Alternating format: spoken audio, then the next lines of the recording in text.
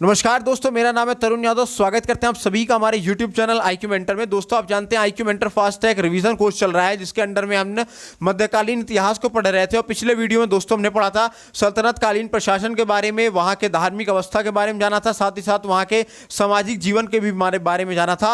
आज की इस वीडियो में दोस्तों हम जानेंगे वहाँ के आर्थिक जीवन के बारे में, वहाँ के सांस्कृतिक जीवन के बारे में, साथ ही साथ वहाँ के व्यापार के बारे में भी जानेंगे। ये वीडियो दोस्तों आपके UPSI 2020, UPSSC और जो शिक्षक भर्ती है आगामी, उन सभी के लिए बहुत ज़्यादा इंपॉर्टेंट होने वाला है। इस वीडियो के हर एक लाइन बहुत ज़्यादा इंपॉर्टेंट है। हर एक लाइन से आपको डायरेक्टली एंड डायरेक्टली क्वेश्चन निकलते हुए मिलेंगे, तो कहीं पे भी वीडियो को स्किप मत कीजिएगा, शुरू से लेकर अंत तक देखिएगा। चलिए शुरुआत करते हैं आज के सेशन की। तो दोस्तों, अगर दिल्ली सल्तनत की बात करें तो दिल्ली सल्तनत के कला और व्यापार शैली में एक अद्भुत हमको हिंदू और इस्लामी शैली का मिश्रण हमें देखने को मिला करता है। और इसके अलावा अगर दिल्ली सल्तनत के दौरान अगर स्थापत्य और वास्तुकला की अगर दोस्तों हम बात करें तो दिल्ली सल्तनत काल में भारतीय स्थापत्य कला के क्षेत्र में जिस शैली का विकास हुआ था वो भारतीय तथा इस्लामी शैलियों का एक सम्मिश्रण थी। इसीलिए इस स्थापत्य कला को दोस्तों हम लोग इंडो इस्लामिक शैली भी कहा करते हैं। और इंडो इस्लामिक स्थापत्य कला की अगर विशेषताओं को हम जाने तो वो कुछ ये हैं। सल्तनत काल के निर्माण कार्य जैसे ये किला, मकबरा, मस्जिद, महल एवं मीनारों में नुकीले मेहराबों, गुंबदों तथा सकरी एवं ऊंची मीनारों का दोस्तों प्रयोग किया गया है। दूसरा विशेषता ये कहती है कि इस काल में मंदिरों को तोड़कर उनके मलबे पर बनी मस्जिद में एक नए ढंग से पूजा घर का निर्माण किया गया था। इसके अलावा दोस्तों सल्तनत काल में सुल्तानों, अमीरों एवं सूफी संतों के स्मरण में मकबरों के निर्माण की परंपरा की शुरुआत हुई थी दोस्तों। इसके अलावा अब हम चौथा जाने अगर इसके बारे में, तो कहता है इस काल में ही इमारतों की मजबूती के लिए पत्थरों, कंक्रीट और अच्छे किस्म के चूने का दोस्तों प्रयोग किया गया था। और पांचवा अगर हम दोस्तों जाने तो पांचवा हमारा कहता है कि सल्तनत काल में इमारतों में पहली बार वैज्ञानिक ढंग से मेहराब और गुंबद का प्रयोग किया गया था।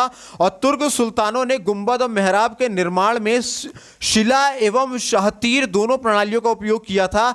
और नेक्स्ट अगर हम जाने तो कहता है सल्तनत काल में इमारतों की साज सज्जा में जीवित वस्तुओं का चित्रण निषिद्ध होने के कारण उन्हें सजाने में अनेक प्रकार की फूल, पत्तियां, ज्यामिति एवं कुरान की आयतें खुदवाई जाती थी। और इसके अलावा दोस्तों कालांतर में तुर्क सुल्तानों द्वारा हिंदू साज सज्जा की वस्तुएं जैसे कमल, बेल के नमूने, स्वास्तिक एवं घंटियों के नमूने, कलश आदि का भी प्रयोग किया जाने लगा था। इसके अलावा दोस्तों दिल्ली सल्तनत के गुलाम तथा खिलजी वंशों के शासनकाल में स्थापत्य कला के विकास की प्रथम अवस्था माना जाता है। और इस काल की इमारतें हिंदू शैली के प्रत्यक्ष प्रभाव में बनी है, जिनकी दीवारें चिकनी एवं मजबूत है। और इस काल में बने स्तंभ मंदिरों के प्रतीक है। मुसलमानों द्वारा निर्मित मस्जिदों के चारों तरफ दोस्तों मीनारों और उच्च विचारों के प्रतीक है। और गुलाम वंश के शासनकाल में बनी इमारतों में कुव्वत उल इस्लाम, कुतुब मीनार, अढ़ाई दिन का झोपड़ा, मस्जिद और नसरुद्दीन महमूद का मकबरा या सुल्तान गढ़ी, इल्तुतमिश का मकबरा या फिर कह लो सुल्तान बलबन का मकबरा, इसके अलावा मोइनुद्दीन चिश्ती की दरगाह प्रमुख है।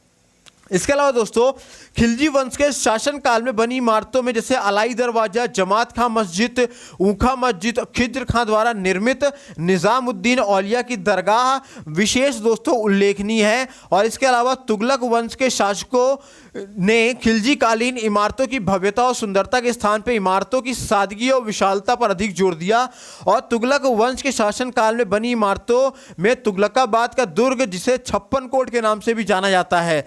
इसके अलावा गयासुद्दीन का मकबरा और अदीलाबाद का किला, 12 खंभा, कोटला, फिरोज शाह दुर्ग, फिरोज शाह का मकबरा, इसके अलावा खाने जहां तेलंगानी का मकबरा, खिड़की मस्जिद, काली मस्जिद, बेगमपुरी मस्जिद एवं कलाम मस्जिद, और इसके अलावा कबीरुद्दीन औलिया का मकबरा दोस्तों इसमें प्रमुख है। और सैयद वंश के शासनकाल के दौरान बने इमारतों में सुल्तान मुबारक शाह का अकबरा एवं मोहम्मद शाह का अकबरा दोस्तों मकबरा प्रमुख है। और लोधी वंश के शासनकाल के दौरान बने इमारतों में बहलोल लोधी का मकबरा, सिकंदर लोधी का मकबरा और मोठ की मस्जिद, बड़ा खां एवं छोटे खां का मकबरा, शीश गुंबद, दादी का गुंबद, पोली का गुंबद और ताज खां का गुंबद आदि प्रमुख दोस्तों इमारत है। इसके अलावा अब जाने हम दिल्ली सल्तनत के दौरान अगर संगीत के बारे में हम जाने दोस्तों, तो दोस्तों जब तुर्क भारत में आए थे तो वो ईरान एवं मध्य एशिया के समृद्ध अरबी संगीत परंपरा को भी अपने साथ भारत लेकर आए थे। और तुर्कान अपने सारंगी और रबाब जैसे वाद्य यंत्र लाए, परंतु यहाँ आकर उन्होंने सितार और तबला जैसे वाद्य यंत्रों को भी अपनाया। और दिल्ली सल्तनत के कुछ शासक जैसे बलबन, जलालुद्दीन खिलजी, अलाउद्दीन खिलजी, मोहम्मद तुगलक, ये सब दोस्तों संगीत के प्रति रुचि होने के कारण इनका राज दरबारों में संगीत सभाओं का आयोजन करवाया जाया करता था। और इस काल में सूफी संतों ने भी संगीत के विकास में योगदान किया। और बलबन का पौत्र जिसका नाम कैकुबाद सर्वाधिक संगीत प्रेमी सुल्तान था।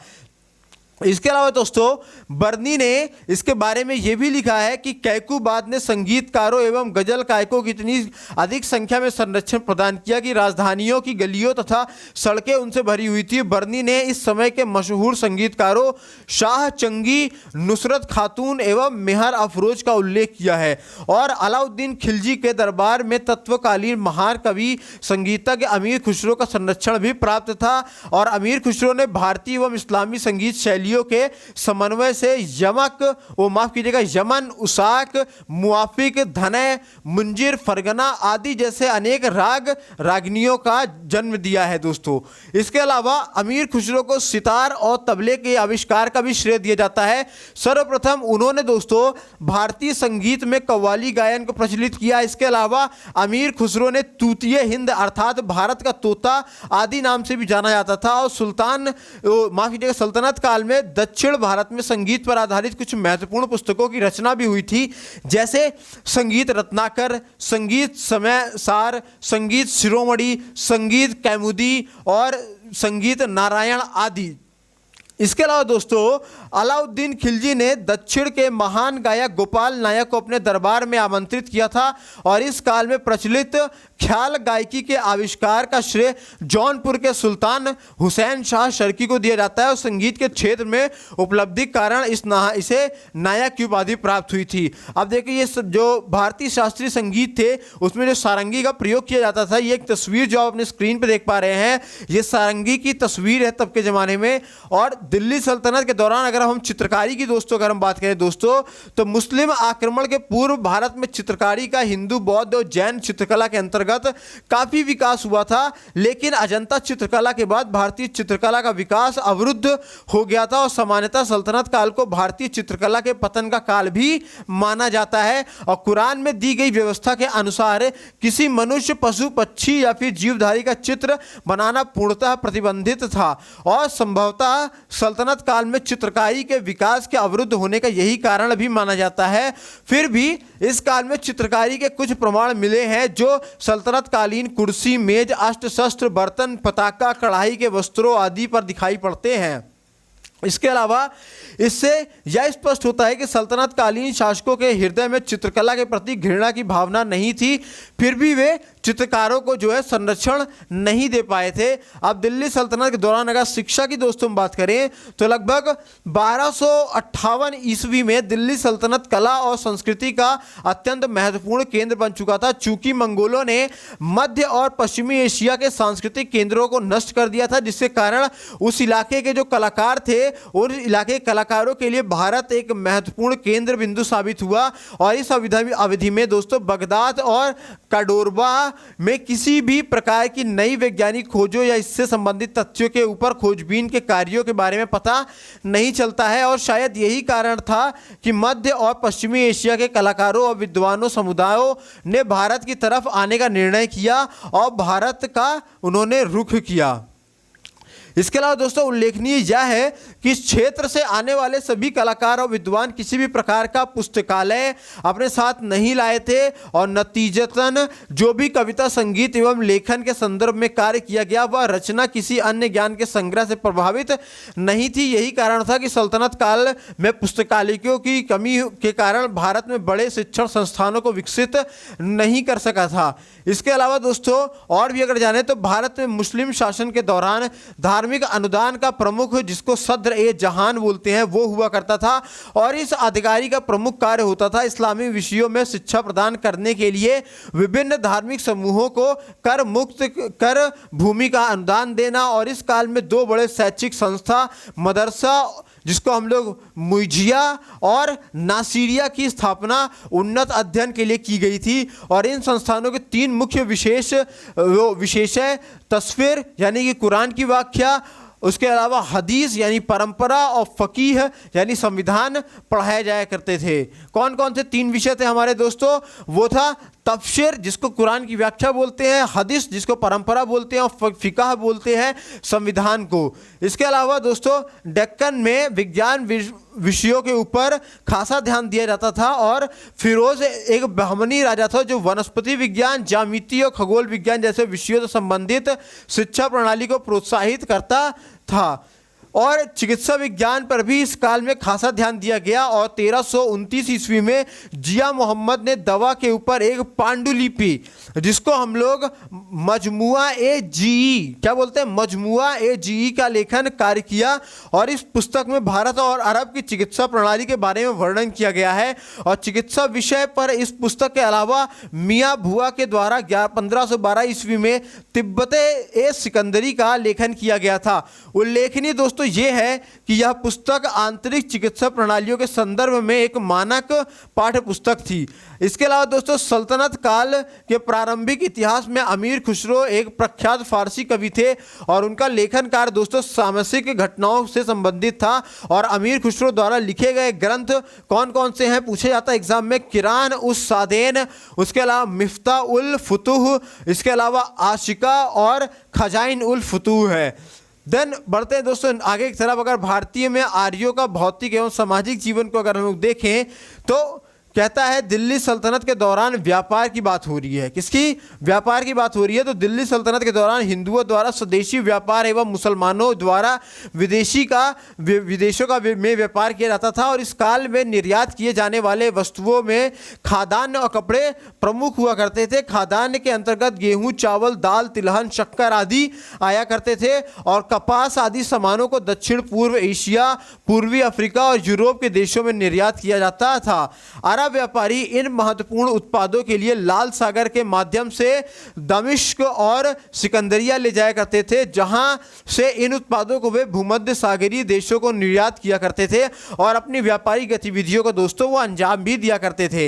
इसके अलावा अगर थोड़ा सा इसमें हम और जाने तो इस काल में अन्य उद्योगों में जैसे कपड़ा हो गया, धातु का काम हो गया, नील हो गया, कागज उद्योग हो गया, ये सब प्रमुख हुआ करते थे। मुस्लिम समुदाय रेशम के बेहतरीन किस्मों के लिए बंगाल पर निर्भर रहते थे।